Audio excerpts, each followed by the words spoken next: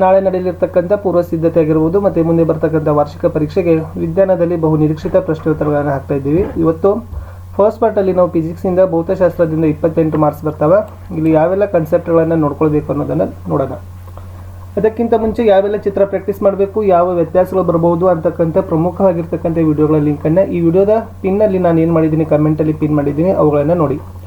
Like, share ಹಾಗೂ subscribe ಮಾಡಲು ಬರೆದಿರಿ. Minimum 1000 ಲೈಕ್ಗಳನ್ನು ನಾವೇನು ಮಾಡ್ತೀವಿ, ಎಕ್ಸ್ಪೆಕ್ಟ್ಗಳನ್ನು ಮಾಡ್ತೀವಿ. ಇದಾದ ನಂತರ ಭೌತಶಾಸ್ತ್ರದ ಜೊತೆಗೆ ರಸಾಯನಶಾಸ್ತ್ರ, ಜೀವಶಾಸ್ತ್ರದ ವಿಡಿಯೋಗಳಿದ್ದಾವೆ, ಅವುಗಳನ್ನು ಸಹಿತ ನೋಡಿ. ಮತ್ತು ಮೇನ್ ಆಗಿರ್ತಕ್ಕಂಥ ಸ್ವಲ್ಪ ಇಂಪಾರ್ಟೆಂಟ್ ಕ್ವಶನ್ಸ್ ಇದ್ದಾವೆ. ಇನ್ನೊಂದು 4-5 ವಿಡಿಯೋಗಳು ಲೈನಪ್ ಮಾಡಿದ್ದೀವಿ. ಅವೆಲ್ಲ ವಿಡಿಯೋಗಳನ್ನು ತಾವುಗಳು ನೋಡಬೇಕು. ಲೈಕ್, ಶೇರ್ ಹಾಗೂ ಸಬ್ಸ್ಕ್ರೈಬ್ ಮಾಡಲು ಮರೆದಿರಿ. ನಮ್ಮದೇ ಒಂದು ಫಸ್ಟ್ ಆಗಿರ್ತಕ್ಕಂಥ ಟೆಲಿಗ್ರಾಮ್ ಗ್ರೂಪ್ ಅದ ಸ್ಟಡಿ ವಿತ್ ಪರಶುರಾಮ್ ಅಂತ ಲಿಂಕ್ ವಿಡಿಯೋದ ಡಿಸ್ಕ್ರಿಪ್ಷನ್ ಬಾಕ್ಸ್ನಲ್ಲಿ ಹಾಕಿದ್ದೀವಿ. ಅದಕ್ಕೂ ಕೂಡ ಬಂದು ಜಾಯ್ನ್ ಆಗಿ. ಸೊ ನೋಡುವ, ಫಿಸಿಕ್ಸಲ್ಲಿ ನೀವು ಯಾವೆಲ್ಲ ಕ್ವಶನ್ಸ್ಗಳನ್ನು ಓದ್ಕೊಂಡು ಹೋಗಬೇಕು, ಯಾವ ಕ್ವಶನ್ಸ್ ಎಕ್ಸಾಮ್ಗೆ ಬರ್ತಾವಂತ ಒಂದ್ಸಾರಿ ಇದು ಕ್ವಿಕ್ ರಿವಿಷನ್. ಸೊ ನಿಮಗೆ ಎಕ್ಸಾಮ್ ಬೂಸ್ಟರ್.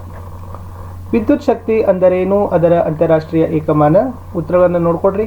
ಪ್ರಶ್ನೆ 2, ವಿದ್ಯುತ್ ಪ್ರವಾಹ ಅಂದ್ರೇನು, ಅದರ ಏಕಮಾನ ಇಂಪಾರ್ಟೆಂಟ್ ಅದ. ವಿದ್ಯುತ್ ಆವೇಶ ಅಂದ್ರೇನು, ಅದರ ಏಕಮಾನ. 1 ಕೂಲಾಂನ ಮೌಲ್ಯ ಎಷ್ಟಿರ್ತದ. ವಿದ್ಯುತ್ ಮಂಡಲ ಅಂದರೆ ಏನು. ವಿದ್ಯುತ್ ಮಂಡಲದಲ್ಲಿ ವಿದ್ಯುತ್ ಪ್ರವಾಹದ ದರ ಅಳೆಯಲು ಬಳಸೋ ಸಾಧನ ಯಾವುದು. ವಿದ್ಯುತ್ ವಿಭವ ಅಂದರೆ ಏನು. ವಿದ್ಯುತ್ ಅಥವಾ ವಿಭವಾಂತರದ ಅರ್ಥ ಮತ್ತು ಏಕಮಾನ. ಓಮ್ನ ನಿಯಮ ಎಕ್ಸಾಮ್ ಬರ್ತದ. ರೋಧ ಎಂದರೇನು, ರೋಧದ ಏಕಮಾನ. ವಾಹಕದ ರೋಧ ಅವಲಂಬಿರುವ ಅಂಶಗಳು ಯಾವುವು.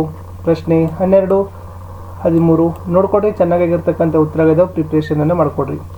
ಇನ್ನು ವಿದ್ಯುತ್ ಮಂಡಲದಲ್ಲಿ ಬಳಸ್ತಕ್ಕಂಥ ರೇಖಾ ಚಿಹ್ನೆಗಳು ಯಾವಿರ್ತಾವ, ಆ ಸಂಕೇತಗಳು ಏನನ್ನು ಸೂಚಿಸ್ತದೆ ಅನ್ನೋದನ್ನು ಹಾಕಿದ್ದೀವಿ. ಸೊ ನೋಡ್ಕೊಡ್ರಿ. ಇಲ್ಲಿಂದನೂ ಕೂಡ ಕ್ವಶನ್ಸ್ ಬರ್ತಕ್ಕಂಥ ಚಾನ್ಸಸ್ ಇದೆ. ಪ್ರಶ್ನೆ 15 ಕೇಳಿದ್ದಾರೆ ನೋಡಿ. ವಿದ್ಯುತ್ ಟೋಸ್ಟರ್ ಮತ್ತು ವಿದ್ಯುತ್ ಇಸ್ತ್ರಿ ಪೆಟ್ಟಿಗೆ ಸುರುಳಿಗಳನ್ನು ಶುದ್ಧ ಲೋಹದ ಬದಲಿಗೆ ಮಿಶ್ರ ಲೋಹಗಳಿಂದ ಏಕೆ ತಯಾರಿಸ್ತಾರೆ.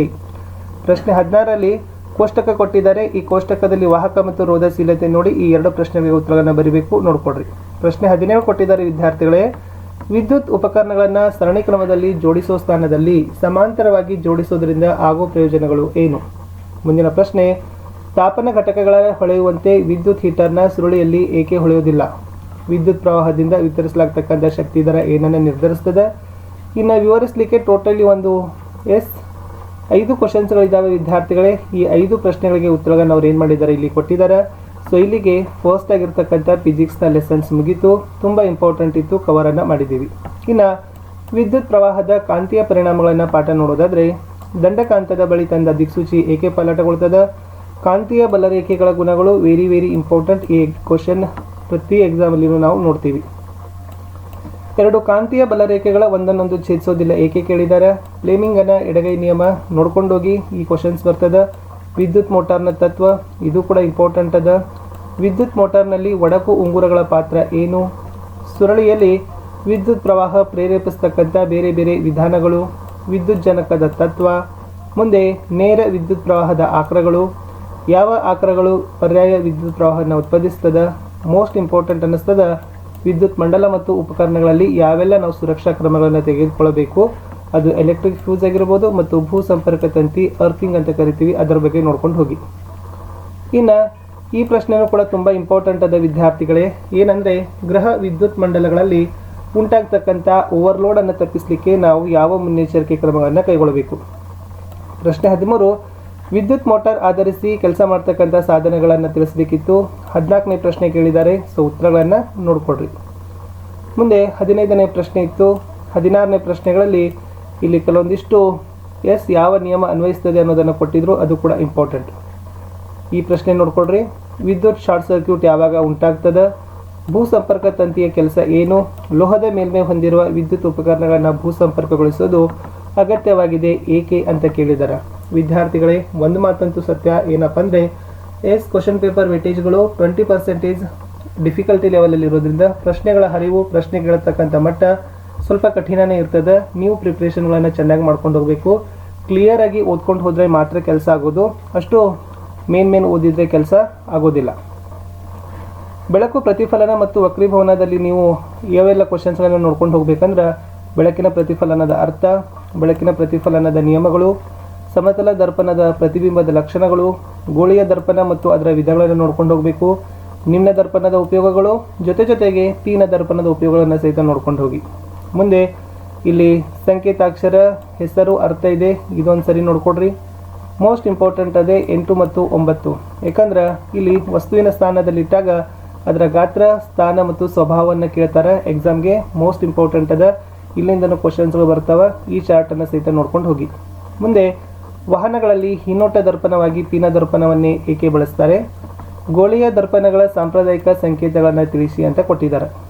ಮುಂದೆ ಇರ್ತಕ್ಕಂಥದ್ದು ಬೆಳಕಿನ ವಕ್ರೀಭವನ ಅಂದ್ರೇನು, ಮಸೂರದ 2 ವಿಧಗಳನ್ನು ತಿಳಿಸಿ, ವಕ್ರೀಭವನ ಸೂಚ್ಯಾಂಕ ಅಂದ್ರೇನು. ಈ ಕೋಷ್ಟಕ ನೋಡ್ಕೊಡ್ರಿ, ಇಲ್ಲಿಂದ ಕ್ವಶನ್ಸ್ ಏನಾಗ್ತದೆ ವಿದ್ಯಾರ್ಥಿಗಳೇ ಬರ್ತದ, ಯಾಕಂದ್ರೆ ವಕ್ರೀಭವನ ಸೂಚ್ಯಾಂಕ ಆಧರಿಸಿನೂ ಕೂಡ ಕ್ವಶನ್ಸ್ಗಳು ಕೇಳ್ತಾ ಇದ್ದಾರೆ.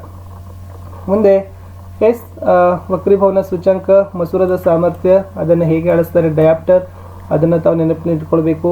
ಇಲ್ಲಿಂದನೂ ಕೂಡ ಕ್ವಶನ್ಸ್ಗಳು ಏನಾಗ್ತಾ ಇದ್ದಾವೆ ವಿದ್ಯಾರ್ಥಿಗಳೇ ಬರ್ತಾ ಇದ್ದಾವೆ. ಮುಂದೆ ದೃಷ್ಟಿ ಮಾಪಗಾರನು ಸರಿಪಡಿಸ್ತಕ್ಕಂಥ ಮಸೂರಗಳನ್ನು ಸೂಚಿಸುವಾಗ ಧನ ಮತ್ತು ಋಣ ಚಿಹ್ನೆಯಿಂದ ಸಾಮರ್ಥ್ಯ ಸಂಖ್ಯೆ ತಿಳಿಸಿದ ಚಿಹ್ನೆಗಳನ್ನು ಏನನ್ನು ಸೂಚಿಸ್ತದೆ? ಆಮೇಲೆ ಒಂದು ಸಮತಲ ದರ್ಪಣದಿಂದ ಸಾಮರ್ಥ್ಯ +1 ಆಗಿದೆ, ಅದರ ಅರ್ಥ ಏನು ಅಂತ ಕೇಳಿದ್ದಾರೆ. ಇಲ್ಲಿ ಇಷ್ಟು ನಾವೇನು ಮಾಡಿದ್ದೀವಿ ಈ ವಿಡಿಯೋದಲ್ಲಿ ಕೊಟ್ಟಿದ್ದೀವಿ. ಮಾನವನ ಕಣ್ಣು ಮತ್ತು ವರ್ಣಮಯ ಜಗತ್ತು ಅಂತಕ್ಕಂಥ ಪಾಠದ ಕ್ವಶನ್ ಆನ್ಸರ್ಸ್ಗಳು ಇಲ್ಲಿ ನಾವು ಹಾಕಿಲ್ಲ. ಅದರಲ್ಲಿ ಮತ್ತು ಇನ್ನು ಯಾವೆಲ್ಲ ಕನ್ಸೆಪ್ಟಲ್ಲಿ ಇಲ್ಲಿ ಕ್ಲಿಯರ್ ಆಗಬೇಕಾಗಿತ್ತು ಅಂದರೆ ಎಕ್ಸಾಮ್ ವ್ಯೂ ಆಫ್ ದಿಂದ ಇನ್ನು ಯಾವ್ಯಾವ ಕ್ವಶನ್ಸ್ಗಳು ಬರಲಿಕ್ಕೆ ಲೈಕ್ ಇದ್ದಾವೆ ಅನ್ನೋದನ್ನು ಸಹಿತ ನಾವು ಏನು ಮಾಡ್ತೀವಿ ನೆಕ್ಸ್ಟ್ ವಿಡಿಯೋಗಳಲ್ಲಿ ಪೋಸ್ಟ್ಗಳನ್ನು ಮಾಡ್ತೀವಿ. ಇನ್ನೊಂದು ಹೋಲ್ ಆಗಿ ಅದು ಫಿಸಿಕ್ಸ್ ಆಗಿರ್ಬೋದು, ಕೆಮಿಸ್ಟ್ರಿ ಆಗಿರ್ಬೋದು, ಬಯೋ ಆಗಿರ್ಬೋದು, ಮೂರರಲ್ಲಿರ್ತಕ್ಕಂಥ ಇವು ಬಿಟ್ಟು ಬೇರೆ ಕ್ವಶನ್ಸ್ಗಳನ್ನು ಬರ್ತಕ್ಕಂಥ ವಿಡಿಯೋವನ್ನು ಸಹಿತ ಲೈನಪ್ ಮಾಡಿದ್ದೀವಿ. ನಮಗೆ ಬೇಕಾಗಿರೋದು 1000 ಲೈಕ್ ಬೇಕು ಈ ವಿಡಿಯೋಗೆ, ಅಂದರೆ ಮಾತ್ರ ಮುಂದಿನ ಭಾಗದ ವಿಡಿಯೋಗಳನ್ನು ಮಾಡಲಿಕ್ಕೆ ನಮಗೆ ಇನ್ಸ್ಪಿರೇಷನ್ ಸಿಗ್ತದೆ.